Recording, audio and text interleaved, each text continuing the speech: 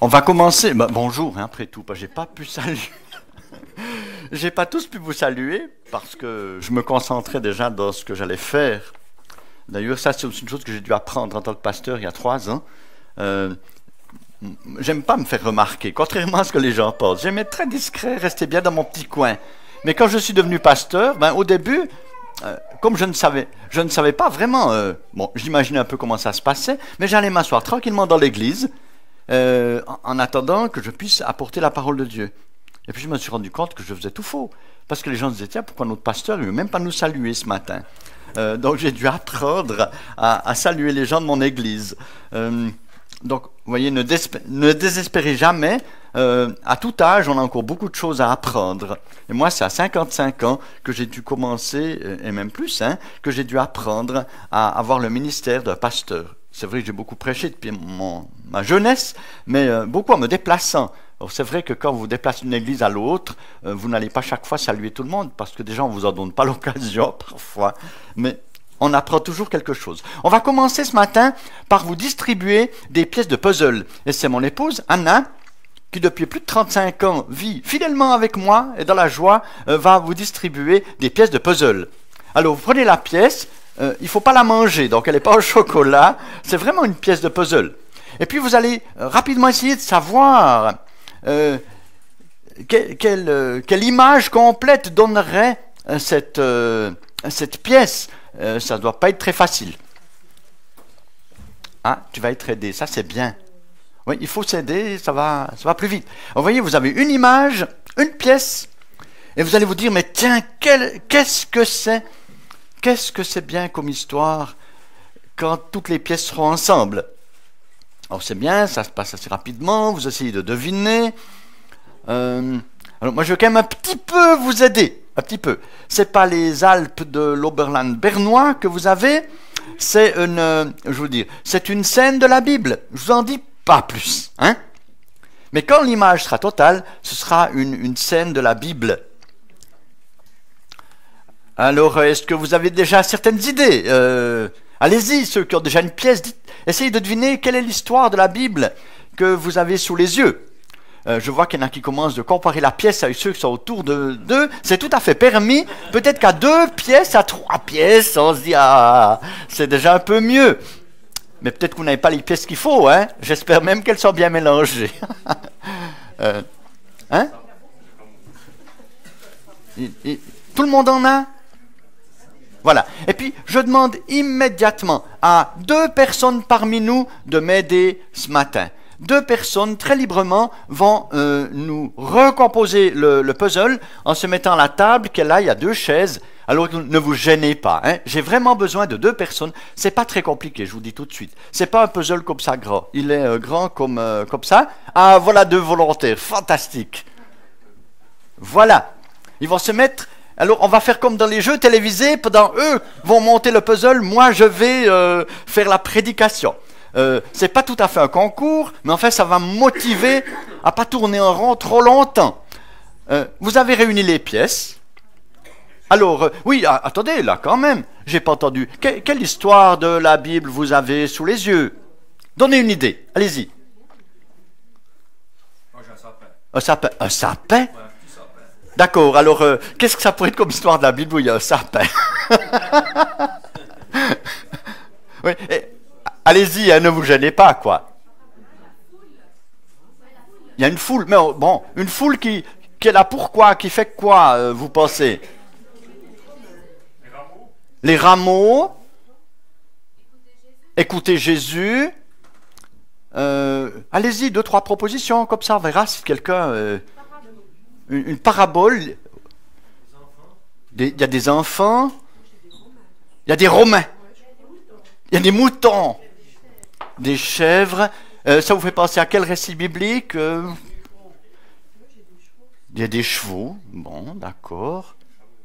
Des chameaux. Il commence à y avoir beaucoup d'animaux par là. Hein.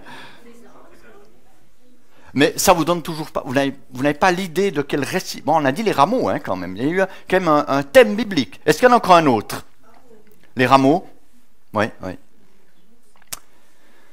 Alors, j'insiste pas plus. je vais sortir. J'ai une pièce dans ma poche là, parce que c'est la pièce clé de l'image. Et si vous l'aviez eue, tu peux la donner.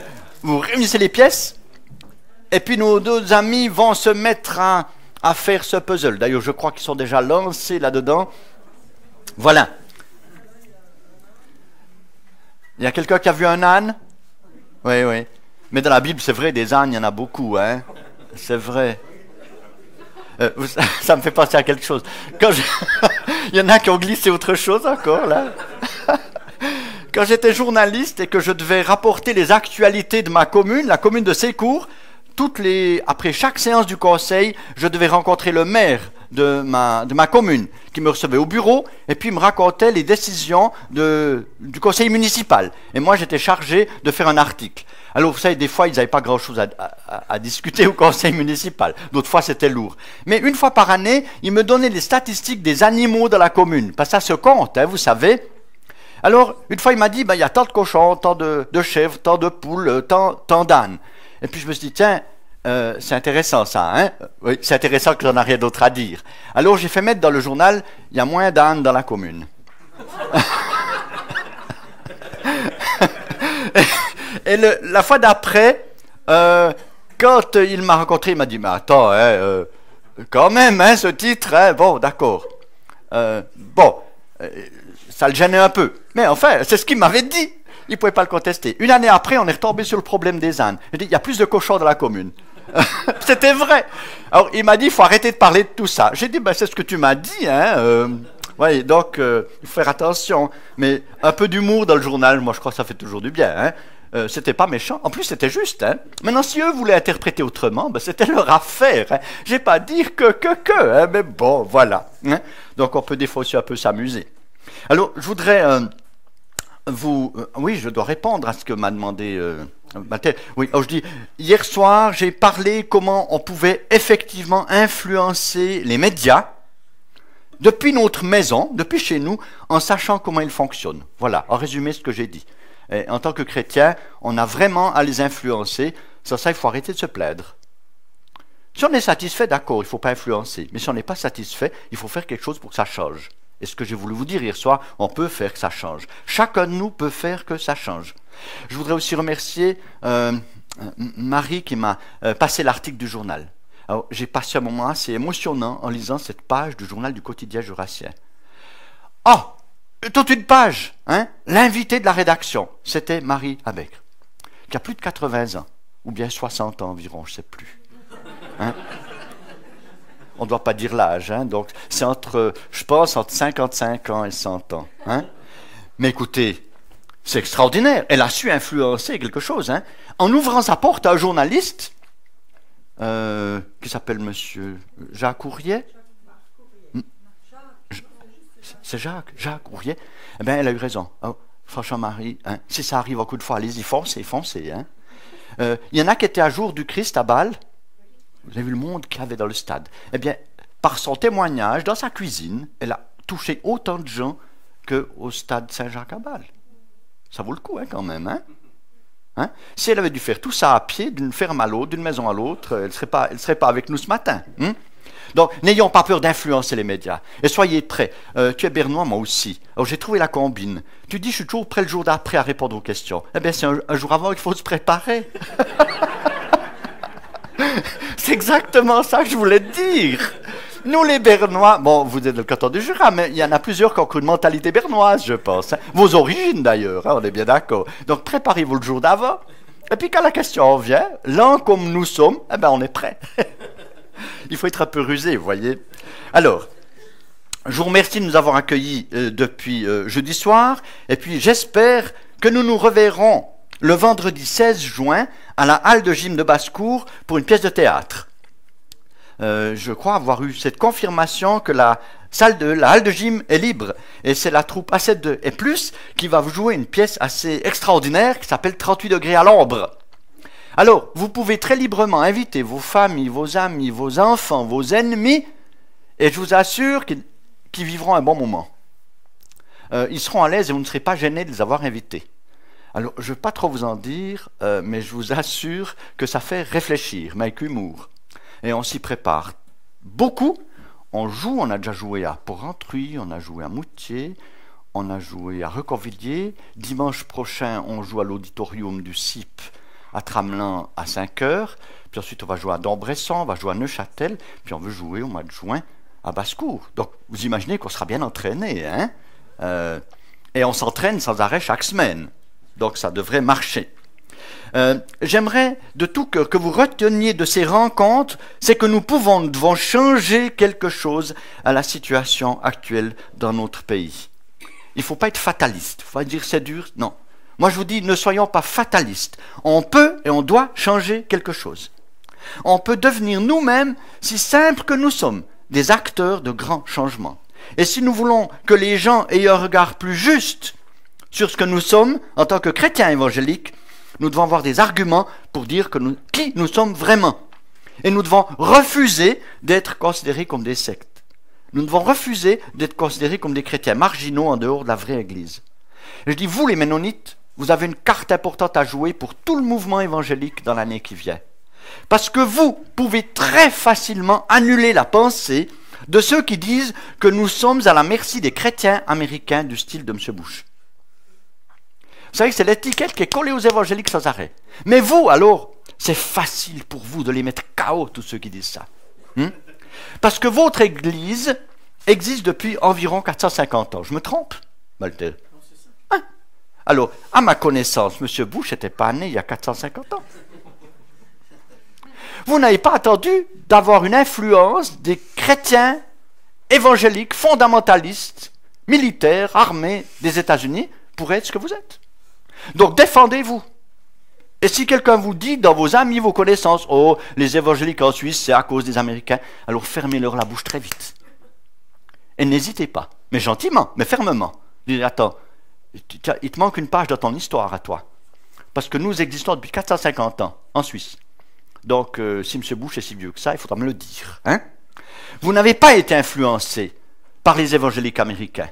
Et ça, vous pouvez le dire franchement, tranquillement, clairement. C'est le contraire. C'est vos ancêtres qui ont influencé les Américains. Mais il faut savoir le dire. Et je crois que là, nous devons parfois relever la tête et dire, attention, vous êtes mal informés, vous connaissez mal les choses, ça peut arriver. Et même des journalistes très compétents sont parfois ignorants, très ignorants de ce que sont les évangéliques en Suisse. Alors, c'est à nous de les informer. C'est à vous. Et c'est à vous d'informer les gens. Quand ils vous parlent de ça autour de vous après une émission TV et tout, vous devez avoir la liberté de dire, écoute, mon cher ami, tu penses ça, mais je voudrais juste te mettre à l'heure dans les nouvelles. Hein? Tu te trompes de quelques siècles, ça peut arriver, tu vois, tu as un peu du retard. Les chrétiens évangéliques n'ont pas tellement de retard, ils sont à l'heure. Et je veux te dire qu'aujourd'hui, nous ne sommes pas ce que tu penses, nous sommes ça. Et si on a été persécuté, c'est pas parce qu'on était si sectaire que ça, c'est qu'on avait environ 450 ans d'avance sur les lois de notre pays. Est-ce que ça, c'est vraiment être sectaire? On refusait de faire du service militaire parce qu'on pensait qu'on pouvait être citoyen différemment. Eh bien aujourd'hui, c'est absolument admis. Donc on avait simplement 450 ans d'avance. Hein? Donc quand vous dites que les chrétiens, ils ont toujours du retard sur le monde actuel, eh bien nous on avait au moins des siècles d'avance. Voilà. Et puis maintenant, qu'est-ce qu'on faisait? On refusait de baptiser nos enfants. Parce qu'on disait, il faut se baptiser quand on y croit, quand on sait ce qu'on fait. Eh bien aujourd'hui, la plupart des églises, y compris officielles, en Suisse, même les églises protestantes, commencent de prendre au sérieux la présentation des enfants au lieu du baptême. Alors on avait 4 siècles d'avance. Hein? Il faudra repasser, hein, en disant qu'on est des gens qui n'y comprennent rien à rien. On a donné un exemple des siècles en avance. Maintenant, enfin, vous nous rejoignez. Vous avez mis du temps pour nous comprendre. Hein? Vous dites que les Bernois sont lents. Eh bien, il y a beaucoup de Suisses qui ont des siècles de retard pour comprendre. Il y a des responsables d'église qui ont mis des siècles à comprendre que vous aviez raison. Donc, sachez le dire. Il ne faut pas hésiter. Ils ne le savent pas. Ben, à nous de redresser la barre et de le dire. Je voudrais aussi que vous deveniez tous capables de dialoguer naturellement avec les médias. Mais commencez par prier pour eux. Ce sont des hommes, des femmes, il faut prier. Pardonnez aussi à ceux qui vous ont offensé. Ça, je l'ai dit hier soir fortement. Il vous faut pardonner à ceux qui vous offensent. Parce que Jésus le demande de le faire. Et il dit, si vous ne pardonnez pas, je ne vous écoute pas. Si vous ne pardonnez pas à ceux qui vous ont offensé, mon Père qui est dans les cieux ne vous pardonnera pas. Alors il faut décider. Si nous voulons être pardonnés, on a besoin constamment d'être pardonnés par Dieu. Il faut aussi pardonner à ceux qui nous jouent des vilains tours. Le but dans tout ça n'est pas de paraître. Mais si notre réputation est plus juste, alors nous serons écoutés plus sérieusement lorsque nous parlerons de la conversion, de la vie nouvelle avec Jésus-Christ.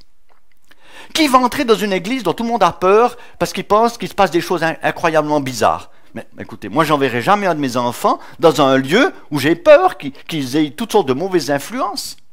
Mais si la réputation de l'église est bonne, alors je dirais, pourquoi pas, mes enfants peuvent suivre une instruction chrétienne, peuvent connaître Dieu, la Bible, peuvent découvrir toutes sortes de bonnes valeurs avec ces gens-là, parce qu'ils ont une bonne réputation. Voilà pourquoi c'est important. C'est pas pour faire les malins. Mais Jésus a quand même dit qu'on était la lumière du monde, point c'est tout. Et la lumière, c'est fait pour éclairer. C'est fait pour être mis sur la table. C'est fait pas pour être caché et puis éteint. Alors nous devons prendre au sérieux toute la Bible, pas pour faire les malins, mais parce que Dieu nous a destinés à témoigner, à être la lumière, c'est ça. J'aimerais aussi vous inviter, dans les temps qui viennent, dans les jours qui viennent, à prier pour moi et pour mon épouse et pour ma famille. Je l'ai dit hier soir, les gens des médias sont des gens très menacés dans leur couple, parce qu'ils ont à faire face à toutes sortes de pressions, à toutes sortes de tentations. Et puis quand ils arrivent à la maison, après un travail difficile, ils continuent toujours de réfléchir au prochain article, au prochain reportage, et tout ça. Ils sont toujours à l'écoute. En réalité, ceux qui sont très près d'eux, ils ont l'impression des fois d'être en face d'une ombre, de quelqu'un qui n'est pas vraiment là. Hein, nous les mariés, on le sait bien, des fois on rentre du boulot, notre femme dit « Mais tu es là ou tu n'es pas là ?»« Mais je suis là. »« Non, mais on dirait que tu n'es pas là. » Ben oui.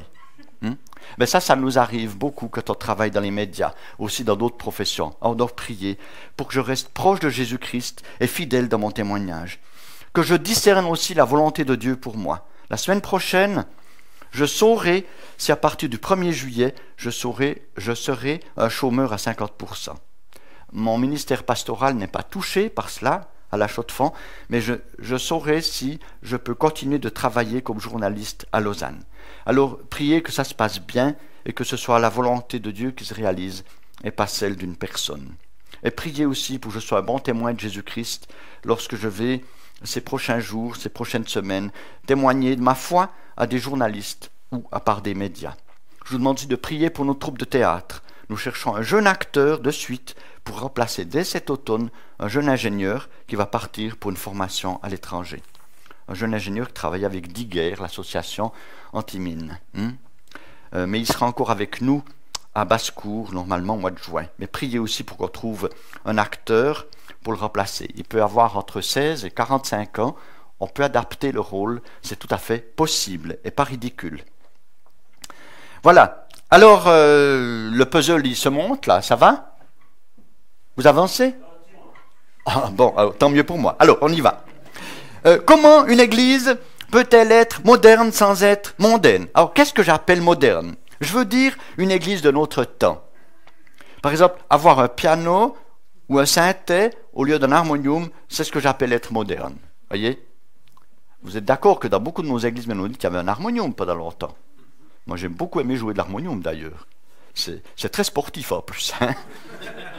Oui. S'ils se mettent à chanter pendant une heure, vous pouvez y aller, il faut pédaler. Hein? Mais c'est beau, hein? Et puis, il y a des harmoniums extraordinaires, hein, avec 2 claviers et tout, le pédalier. Non, pas le pédalier, jamais, hein, puisqu'il faut pédaler, hein, en principe. Mais c'est beau. Mais être moderne, c'est avoir un piano au lieu d'un synthé. C'est aussi enregistrer la prédication sur un CD au lieu d'une cassette. Ça, c'est être moderne de notre temps. Je dirais très franchement que sur ce plan-là, en tout cas, vous êtes plus moderne que la plupart des églises que je visite. Parce que vous avez passé déjà cette étape-là. Donc bravo.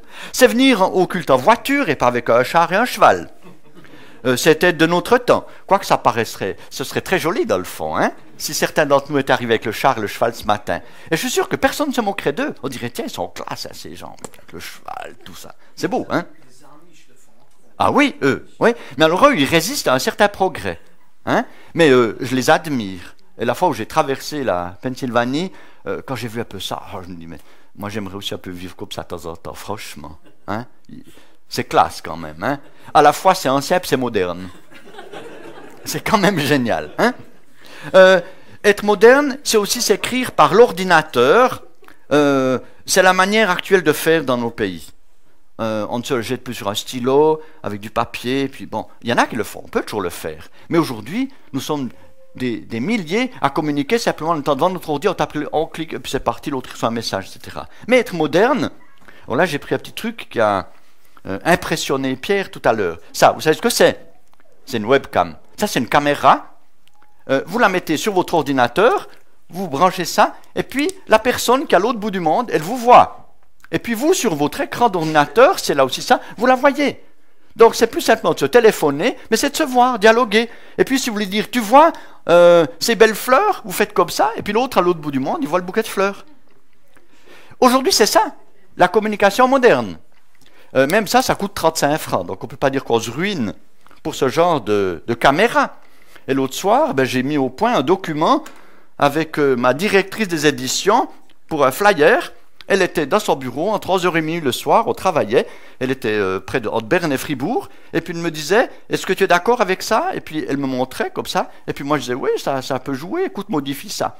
C'est tout à fait devenu normal. Ça, c'est une communication moderne qui ne coûte pas cher. Je veux dire, et si vous travaillez par le système Skype, eh bien, vous pouvez téléphoner jour et nuit dans le monde entier sans que ça vous coûte un centime. Il ne faut pas oublier.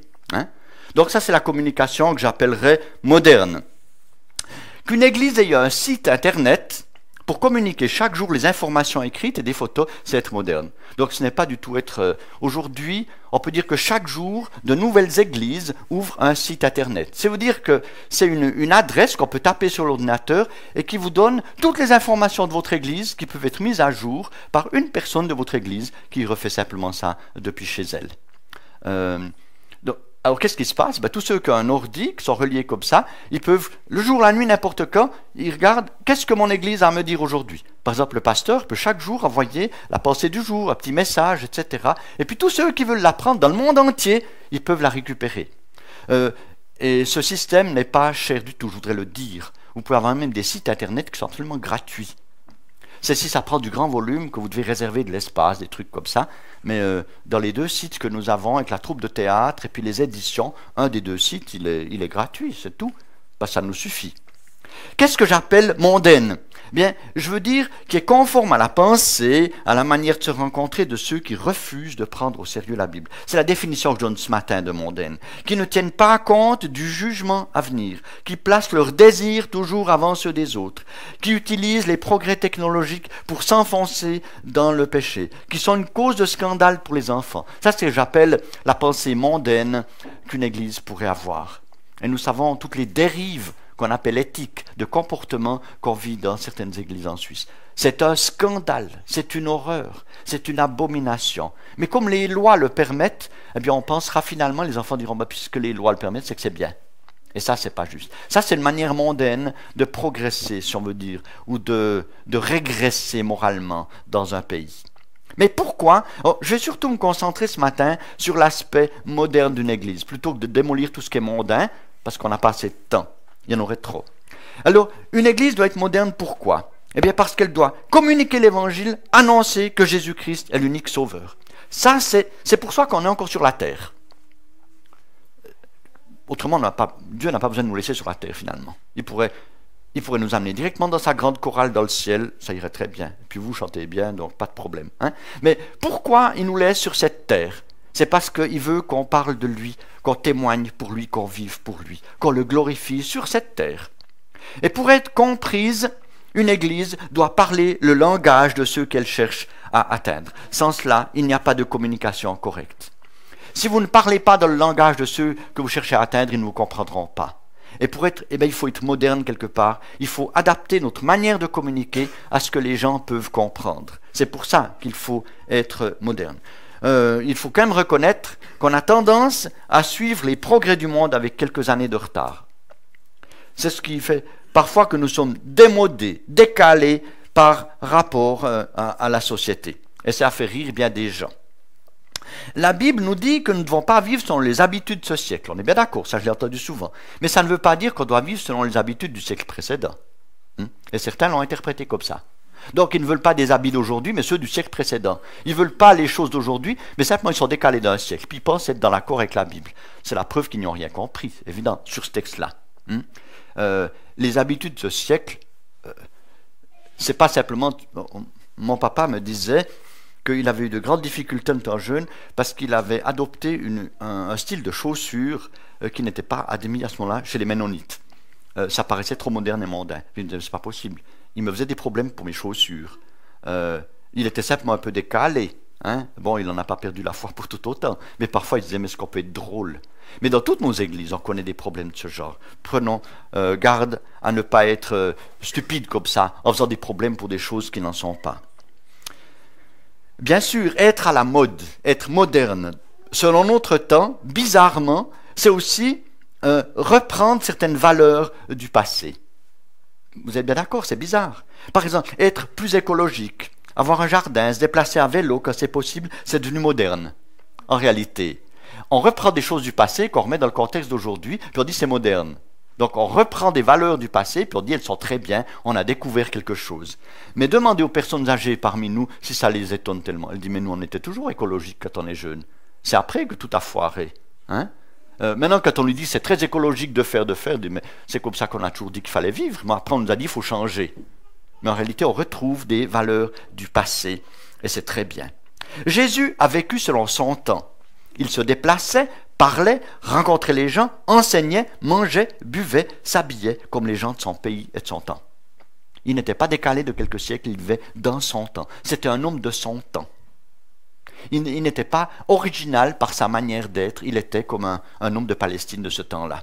L'apôtre Paul faisait la même chose. Sa manière de se déplacer, où il cherchait à rencontrer les gens, la forme de ses discours, tout ça, c'était absolument de son temps. Il était organisé en équipe d'évangélisation comme son temps, comme les gens se déplaçaient en son temps, comme il fonctionnait pour vivre. Il était de son temps, tout simplement. Il était moderne, il était dans son temps. On a quand même parfois de grosses difficultés avec certains textes de la Bible. Entre autres, dans l'évangile de Jean, je prends juste quelques passages pour dire comme c'est quand même pas toujours facile. Dans Jean 15, par exemple, le verset 19. Si le monde, c'est Jésus qui parle, hein, si le monde a de la haine pour vous, sachez qu'il m'a haï avant vous. Et si vous apparteniez au monde, le monde vous aimerait parce que vous seriez à lui. Mais je vous ai choisi et pris hors du monde et vous n'appartenez plus au monde. C'est pourquoi le monde vous hait. Vous êtes d'accord que c'est un peu compliqué quand même. Hein? Vous n'êtes plus du monde, vous êtes du monde, vous êtes dans le monde, on ne sait plus des fois plus où on est avec ces textes de Jésus. Mais ça demande quand même une certaine attention, parce qu'il en a encore reparlé à plusieurs places. Je vois par exemple dans Jean 17, où il dit ceci. C'est la prière. Et maintenant, je vais à toi, dit Jésus. Je parle ainsi pendant que je suis encore dans le monde, afin qu'ils aient en eux-mêmes ma joie, une joie complète. Je leur ai donné ta parole, et le monde les a haïs, parce qu'ils n'appartiennent pas au monde, comme moi je n'appartiens pas au monde. Je ne te prie pas de les retirer du monde, mais de les garder du mauvais. Ils n'appartiennent pas au monde, comme moi je n'appartiens pas au monde. Fais qu'ils soient entièrement à toi par le moyen de la vérité. Ta parole est la vérité. Je les ai envoyés dans le monde, comme tu m'as envoyé dans le monde. Je m'offre entièrement à toi pour eux, afin que eux soient vraiment à toi. Vous voyez que c'est compliqué. À la fois, on est retiré du monde, on n'est pas du monde, mais il nous envoie dans le monde. Donc, on se rend compte que là, il faut faire attention. Il y a eu des tentations dans l'histoire de l'Église où des mouvements chrétiens et évangéliques ont pensé que d'appliquer cette parole, c'était de se retirer du monde. Il me semble même qu'il y a eu une page assez sinistre dans l'histoire ménonite, hein, où il y a eu un retrait comme ça, mais ce n'était pas en Suisse, il me semble, hein, où ils se sont retirés pour faire une communauté, puis ça a dérapé, quoi. Ça a donné quelque chose de très mauvais. Ça peut être une tentation de se dire, si on se retire du monde, puis on vit entre nous, ce sera le paradis, un petit coin de paradis sur terre, on n'aura plus de problème. Puis ils se sont rendus compte, toutes ces expériences-là n'ont pas marché. Münster, voilà. Hein? Mais l'idée était bonne, dans le fond, quelque part. Mais on se rend compte que ce n'est pas ça que Jésus voulait. Ils ne veulent pas qu'on se replie sur nous-mêmes, et puis comme ça, on n'a plus de problème avec l'extérieur. Et là, je crois qu'on a assez fait d'expérience maintenant pour voir que d'interpréter la parole de Dieu, ce n'est pas ça. Je ne les ai pas retirés du monde, verset 15, et pourtant, je les ai envoyés dans le monde. Difficile. Mais c'est quand même ça. Dans Jean 17, le verset 20, je le rappelle, je ne prie pas seulement pour eux, mais pour aussi mais aussi pour ceux qui croiront en moi grâce à leur message. Voyez? Comment des gens vont croire en Jésus-Christ? Eh bien, c'est par le moyen de notre message, de notre vie. Et si on veut communiquer, il faut être là où les gens peuvent nous écouter. Si on ne fait que de témoigner entre nous, il n'y a personne, je dirais, du monde extérieur qui va nous entendre, qui va nous écouter, qui va recevoir le message, qui va l'entendre. C'est une des raisons qui fait que Jésus-Christ veut à la fois qu'on soit bien conscient qu'on lui appartient, qu'on est à lui, qu'on est son peuple, destiné à le faire connaître, et que nous sommes, c'est vrai, notre vraie patrie, elle n'est pas celle-ci. On est des pèlerins, des voyageurs, on est provisoirement sur cette terre, mais notre vraie patrie, elle est ailleurs. Mais tant qu'on n'est pas ailleurs, je dis on est ici, une loi bien simple. Et si on est ici, il y a une raison. On est là pour refléter l'amour de Dieu, pour le faire connaître. Et pour ça, il faut être dans le monde. Il faut être plongé au milieu. Quand on exerce un travail dans les banques, dans les affaires, dans l'agriculture, dans n'importe quoi, dans l'enseignement et tout, on est dans le monde. Mais c'est là que Dieu veut qu'on vive notre vie chrétienne. C'est là qu'il veut qu'on rayonne. Je travaille plus dans la communication, ce qui me donne plus de responsabilités, parce que je peux témoigner à plus de personnes que si je suis mécanicien dans une usine. C'est vrai, mais nous sommes toujours plongés dans le monde, tout en étant conscients que ce n'est pas vraiment notre monde qui va passer, avec tout ce que ça représente. Et Jésus a vraiment prié pour que nous puissions, tout en étant au milieu du monde, sans être du monde, nous puissions pousser les gens à croire en lui, par notre message. Et quand je dis message, c'est pas seulement la parole parlée, mais c'est notre manière de vivre. Ça, c'est un message. C'est une lettre ouverte. Nous sommes des lettres ouvertes. Ceux qui nous voient, ils doivent dire, tiens, ces gens-là, ils sont intéressants, ils dégagent quelque chose qui nous fait envie. Je prends un exemple sur le décalage. Vous savez qu'aujourd'hui, un des grands problèmes dans notre société, c'est le mariage. Un mariage sur deux termine par un divorce dans notre pays. Vous imaginez? C'est une catastrophe. Et combien de milliers d'enfants ne savent plus que c'est un modèle de famille? Avec les familles recomposées, c'est pas facile à vivre. C'est possible, mais c'est quand même pas facile. Eh bien, on dit les chrétiens, ils ont la Bible, c'est vraiment le passé, on ne peut plus appliquer ces règles à notre vie d'aujourd'hui. Le couple, comment vu dans la Bible, c'est complètement disproportionné. C'est le mari qui est une sorte de dictateur, tyran, et la femme qui doit tout faire. Mais ce n'est pas ce que la Bible dit. Pas du tout. Elle dit même, elle va très loin, elle a de l'avance sur tous les psychologues, les sexologues et tout ce que vous voulez. Elle dit, la Bible, que le corps du mari appartient à la femme et celui de la femme au mari. Mais la Bible a 2000 ans d'avance quand elle parle de ça. C'est ce que veulent nous dire tous les spécialistes modernes de la vie du couple, en disant qu'il y a quelque chose de réciproque et qu'on s'appartient à l'autre. Mais il a fini. Alors bon, écoute, là alors je suis coincé. Il faut le poser juste sur le piano. On vient là-dessus. Oh, bravo, vous êtes des chefs. Vous dites travailler lentement, mais bon, alors... Bon, je sais qu'on n'est pas dans le canton de Berne, mais là, j'en ai la preuve ce matin. D'accord. Alors, la Bible n'a pas de retard. Elle a de l'avance. Et je crois que nous, en tant que chrétiens, nous devons aimer ceux qui passent par un drame dans leur couple et dans leur famille. Nous devons les aimer, nous devons les encourager, nous devons les soutenir. On ne peut pas les rejeter parce qu'ils ont eu un problème de ce genre-là. Non. On aurait peut-être envie des fois de leur dire, mais écoute, tout le mal que tu as fait à ta femme, tes enfants, allez, basta. Mais non, on doit être ouvert quand même. Ça ne veut pas dire qu'on approuve ce qui est mal fait, mais on doit aimer, vraiment, toujours aimer. Mais sur le plan du couple, je crois que nous, qui avons le privilège de vivre heureux dans notre couple, nous devons pouvoir en témoigner autour de nous, dire, mais dans le fond, qui est le plus heureux finalement de la vie? Ceux qui appliquent la parole de Dieu, qui la vivent, ou ceux qui ne le font pas? Ben franchement, aujourd'hui, on ne peut plus me fermer la bouche à ce point-là. Quand j'étais très jeune et que je parlais de ça, je me disais, oh, toi, tu n'as encore rien vécu. Tais-toi, quand tu auras vécu, tu parleras. Là, maintenant, j'ai commencé de vivre un peu.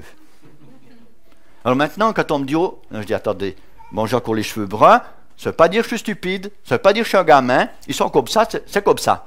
Mais maintenant, je suis père, marié depuis plus de 35 ans, j'ai des petits gosses, donc maintenant, je peux dire, c'est comme ça. Mais je dis, ça vaut la peine de croire la parole de Dieu. Et il faut le dire. Et nous devons le dire autour de nous. Il y a trop de jeunes qui disent « j'ai peur de me marier ». Quand je vois toutes les catastrophes, je préfère ne jamais me marier. Ou alors vivre en concubinage avec une fille, un garçon, comme ça, c'est moins problème quand ça casse. C'est vrai, c'est vrai. Mais il faut pouvoir dire aux jeunes, il est possible d'être heureux dans un mariage chrétien jusqu'au bout de sa vie. C'est extraordinaire, mais c'est possible. Et ça, je crois que nous devons le dire. Nous sommes dans le monde, aujourd'hui en Suisse, pour témoigner aussi de cela. Et nous, les vieux, comme nous devons dire aux jeunes, n'ayez pas peur. Si vous appliquez ce que la parole de Dieu dit au sujet du mariage, je vous assure que vous pouvez être heureux jusqu'à la fin de votre vie avec le même homme, avec la même femme. C'est possible. Mais j'en parle des fois dans des groupes de jeunes chrétiens, ils disent, mais attends, on n'y croit plus trop. On a vu tellement de choses, même nos parents, etc., même des pasteurs qui divorcent, qui ne savent plus où ils en sont. Il y a partout de l'insécurité comme ça. Mais nous devons dire, attention, c'est vrai, beaucoup d'échecs, mais ce n'est pas une fatalité. Ce n'est pas une fatalité. Et nous devons le dire très clairement. Maintenant, pourquoi ce puzzle? Alors, pour vous le faire comprendre, c'est même pas trop compliqué. Jésus a dit, c'est la suite de Jean 17, verset 21, « Je prie pour que tous soient un. Père, qu'ils soient unis à nous comme toi, tu es uni à moi et moi à toi. Qu'ils soient un pour que le monde croie que tu m'as envoyé. Je leur ai donné la gloire que tu m'as donnée pour qu'ils soient un comme toi et moi nous sommes un. Je vis en eux, tu vis en moi. Et c'est ainsi qu'ils pourront être parfaitement un, afin que le monde reconnaisse que tu m'as envoyé et que tu les aimes comme tu m'aimes. » Tout seul, on ne peut pas refléter la gloire de Dieu. Nous sommes vraiment très différents les uns des autres. Avec votre petite pièce, vous étiez une pièce, c'est vrai. Mais dans le corps du Christ, nous sommes chacun un petit morceau. Le grand problème, c'est quand nous, chrétiens, un petit groupe, nous disons « Nous sommes toute l'Église, nous sommes tout le corps, nous n'avons pas besoin des autres. Je peux être seul dans ma vie chrétienne, je peux être seul pour refléter Dieu et tout ça. » Mais c'est une erreur. Nous sommes destinés à être un, à travailler ensemble, à nous aimer, à mettre nos pièces l'une dans l'autre. Comme ça, bien, chacun.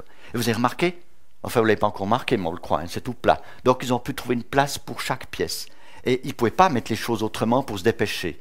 Ça aurait donné une image tordue, mal fichue, qu'on n'aurait pas compris. Vous qui avez fait le puzzle, quelle est l'histoire de la Bible que vous avez fait? Ça m'intéresse. Vous n'avez pas reconnu l'histoire? Ah bon, laquelle? L'entrée de Jésus à Jérusalem. Eh ben non. Non. Si vous regardez bien au milieu de l'histoire, c'est la naissance de Jésus. Oui, vous regarderez après, hein? Ça c'est intéressant, hein? D'accord. Donc c'est vraiment toute cette scène de tout le monde qui arrive pour le recensement, et puis Jésus, et puis tous ces animaux. Vous voyez, vous retrouvez l'histoire des animaux, hein? Il y avait les chameaux, les ânes, les bœufs, tout ça. Toute cette foule, ben, tout le monde, parce qu'il y avait trop de monde à ce moment-là pour le recensement dans cette petite ville. Mais je ne suis pas surpris, parce que j'ai déjà fait l'expérience à une autre place, et puis ils n'ont pas trouvé. Dans le fond, c'est la pièce du milieu qui est la solution réelle à toute l'histoire. On se laisse piéger par tous ces gens qui arrivent, on se dit, tiens, c'est l'entrée de Jésus à Jérusalem. Hein? C'est intéressant. Mais tous, en mettant toutes les pièces en place, finalement, chacun prend sa place et ça donne un récit cohérent. Le Seigneur veut qu'on vive de cette façon-là. Être moderne, c'est accepter que les autres ont d'autres talents que nous. Si vous dites que tous les chrétiens doivent être comme ça, doivent avoir la même cravate, le même veston, il y en a qui font ça dans certaines églises. Hein? Il faut tous être identiques. Les femmes coiffées de la même manière, hein? Les jupes, la même longueur. Hein? Vous pouvez cataloguer et dire, ben, ça c'est l'église, c'est comme ça. Eh bien, c'est faux. Nous sommes différents.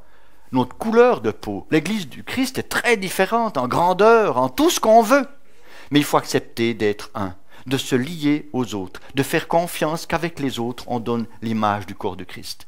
Et si on vit de cette façon-là, je vous assure que ça enlève bien de nos conflits. Quand vous rencontrez quelqu'un d'une autre église, il n'y a pas de raison de le juger. Il est différent. Laissez-le vivre sa foi. Réjouissez-vous de ce qu'il vit. S'il vous dit, mais j'ai une foi vivante, je vis comme ça, je chante comme ça, ben, gloire à Dieu, tu représentes cette partie-là du corps du Christ. Mais moi, je suis différent, mais on est le même corps. Il se trouve que par les circonstances, je travaille la moitié de mon temps dans les milieux protestants missionnaires, puis la moitié de mon temps dans une église évangélique. Certains me disent, mais c'est pas possible. Et je rencontre des protestants qui disent, non mais attends, comment un gars comme toi, tu peux travailler dans une église évangélique? Il faudrait savoir. Et je rencontre des évangéliques qui disent, mais comment ça se fait que tu peux travailler dans un milieu protestant? C'est impossible. Et pourtant, c'est possible.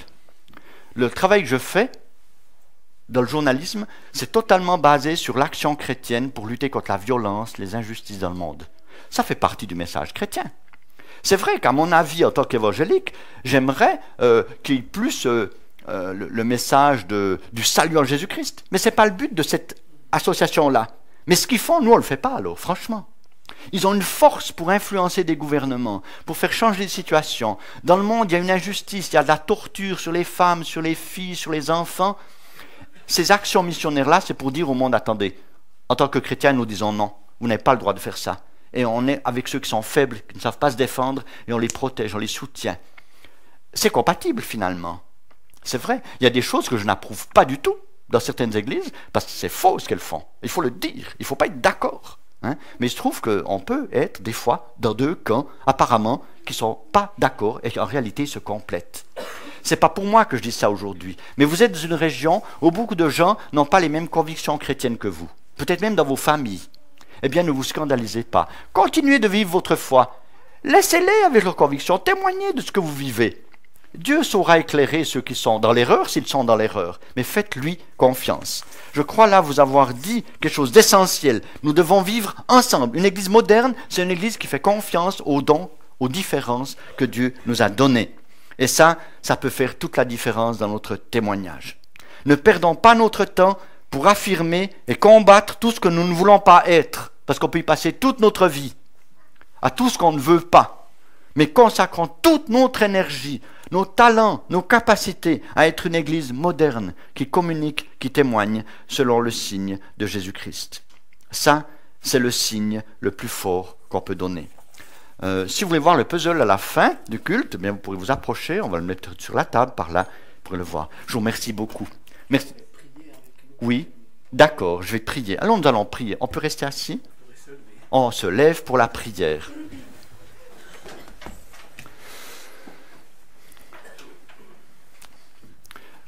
Père, notre Père, on ne mesure jamais assez combien tu nous as aimés en envoyant Jésus-Christ, ton Fils unique, vivre parmi les hommes, pour donner sa vie, pour qu'on puisse être réconciliés avec toi, parce qu'il a pris sur lui toute la punition, toute la condamnation, et parce que c'est lui qui a payé à notre place, alors on retrouve la paix avec Dieu, la paix avec toi, et nous sommes devenus tes enfants. Et tu vois ce que nous avons pu partager, vivre au cours de ces dernières soirées et ce matin. Seigneur, que ta parole devienne de plus en plus vivante et efficace dans notre vie. Donne-nous aussi, donne-nous la force, la volonté de pardonner à tous ceux qui nous ont offensés. Dans nos familles, dans une église, dans le village, dans une société, dans une entreprise, avec les médias, n'importe où. Seigneur, donne-nous d'être capable de pardonner, de le vouloir, de dire je pardonne à celui qui m'a offensé. Et à cause de cela, je peux me tourner vers Dieu, vers Jésus-Christ, et je crois qu'il peut m'accorder son pardon. Seigneur, que ta parole soit vécue nos vies. Donne-nous d'être une lettre ouverte pour notre région, pour ce canton du Jura, pour la partie francophone aussi du canton de Berne. Tu vois que nous avons beaucoup de points communs. Nous avons les mêmes combats, les mêmes luttes souvent. Mais Seigneur, donne-nous d'être témoins de Jésus-Christ. Et donne-nous de nous réjouir de tout le progrès des autres églises. De ne pas être jaloux, de ne pas combattre les autres, mais de combattre ensemble pour toi, même quand on a un peu de peine à se comprendre. Donne-nous, Seigneur, au sein de nos familles, d'apprendre aussi à prier pour tous ceux qui ont un pouvoir politique, économique, médiatique, qu'ils fassent partie de nos sujets de prière réguliers. Suscite aussi parmi nous des vocations, des filles, des garçons qui se formeront pour être des communicateurs de l'Évangile, de toutes sortes de manières. Et Seigneur, que nous, les aînés, nous sachions les encourager, les entourer, les fortifier, les guider, les conseiller, pour qu'ils ne se sentent pas seuls dans une vie qui est peut-être difficile, remplie de tentations. Mais toi aussi, tu as pris des risques dans la tentation. Tu as aussi pris des risques en venant sur la terre. Tu as tout risqué pour nous. Seigneur, donne-nous aussi de prendre des risques pour toi. Et maintenant que cette journée continue d'être à ta gloire, remplis-nous de ta joie, de ta paix, que ton esprit renouvelle en nous le zèle pour te servir et t'aimer. Nous te demandons beaucoup de choses, Seigneur, mais nous avons le droit de le faire, c'est toi qui nous as encouragés. Et nous te demandons de nous exaucer au-delà de tout ce que nous pouvons demander et même imaginer. Nous t'en remercions. Amen.